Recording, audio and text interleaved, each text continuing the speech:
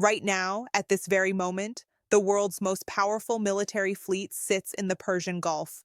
On the other side, Iran prepares live fire drills in one of the world's most strategic waterways. Between them, the Strait of Hormuz, where one-fifth of the world's oil passes every single day. What happens next could reshape the entire Middle East. Today, we're going inside Iran, to the streets where thousands have protested, to the cemeteries where families mourn, and to the decision rooms where world leaders face an impossible choice. This is the story the mainstream media isn't telling you. Stay with me, because by the end of this video, you'll understand what's really at stake. Let's start with what's happening right now. The United States has deployed what military analysts are calling a formidable force to the Persian Gulf region.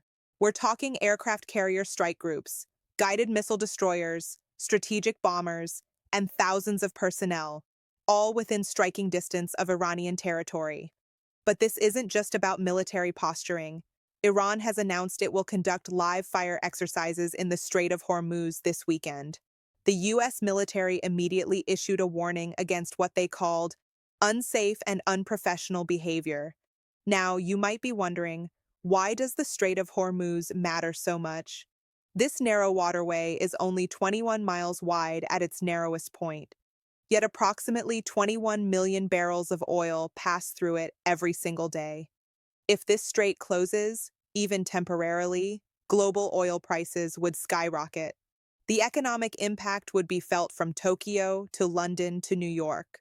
President Trump now faces a critical decision: how to use this assembled force. Is this deterrence, preparation for strikes, or negotiating leverage? The answer to that question could determine the fate of millions. To understand this crisis, we need to go inside Iran itself. From the outside, Tehran might look normal. Traffic flows through the streets, markets remain open, life appears to continue as usual. But beneath this veneer of normalcy lies a nation in profound turmoil. Recent weeks have witnessed some of the largest protests against the Islamic Republic in years. These weren't small demonstrations, they swept across the entire country, from Tehran to provincial cities, from universities to working-class neighborhoods. The regime's response was brutal. According to various reports, the government crackdown resulted in casualties ranging into the thousands, possibly tens of thousands. Families now gather in cemeteries, mourning loved ones who simply demanded change. We spoke with protesters, people whose names we've changed to protect their safety. One woman, we'll call her Zara, told us something that reveals the desperation many Iranians feel. She said, and I quote, "It's like chemotherapy. Yes, in the bombing there will be casualties, and I'm very upset to even think of it." Think about what she's saying. She's comparing potential military intervention to cancer treatment. Painful, devastating, but potentially necessary to survive. This is how dire the situation has become for ordinary Iranians living under this regime. Meanwhile, the Iranian government has launched its own messaging campaign. Throughout Tehran, new murals have appeared. Government-sponsored artwork depicting coffins draped in American and Israeli flags. The message is clear. If there's military action, Iran is ready to fight. But here's what's fascinating. This propaganda reveals the regime's own fears. Why would a confident government need to plaster its cities with defiant imagery?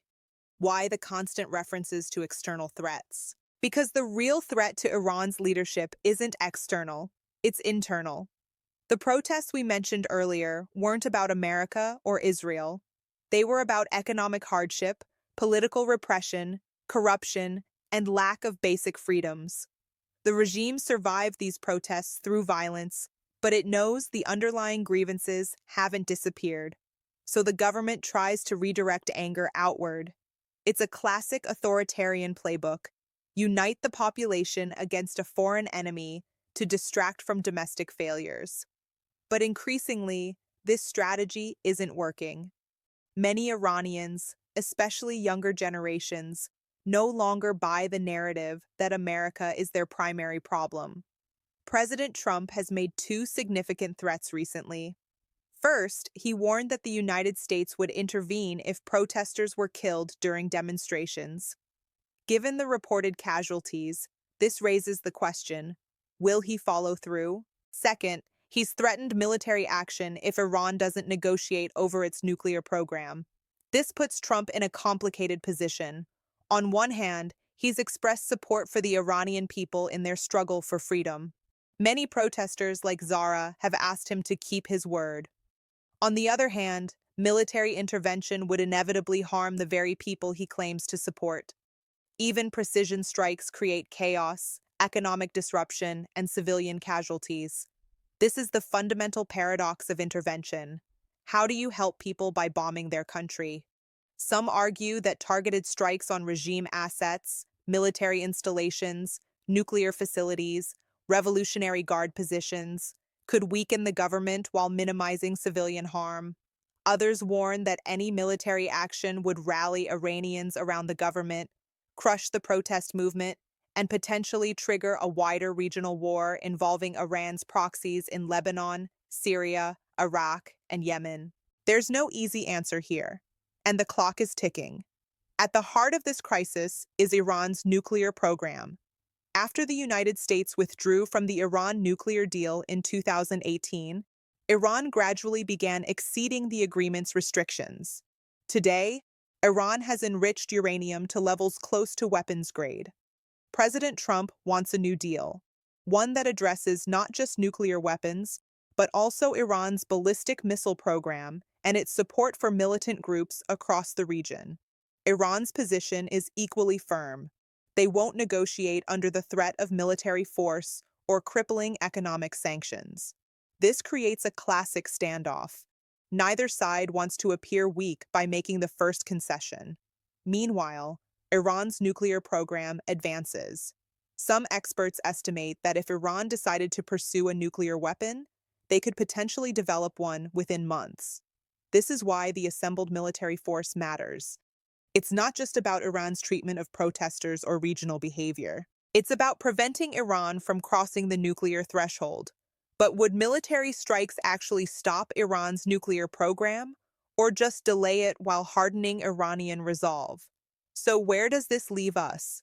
Iran's president has publicly stated that war is not in Iran's interest, nor in the interest of the wider region or the United States. That's diplomatic language, but it suggests Iran is trying to avoid escalation. The question is, what's President Trump's next move? Several scenarios are possible. Scenario 1, diplomatic breakthrough. Behind the scenes, intermediaries could be arranging negotiations. Switzerland, Oman, and Qatar have all served as mediators between the U.S. and Iran before. Scenario 2, limited strikes. The U.S. could conduct targeted military action against specific Iranian assets, carefully calibrated to avoid all-out war. Scenario 3, continued standoff. Both sides maintain their positions, with periodic escalations but no major conflict.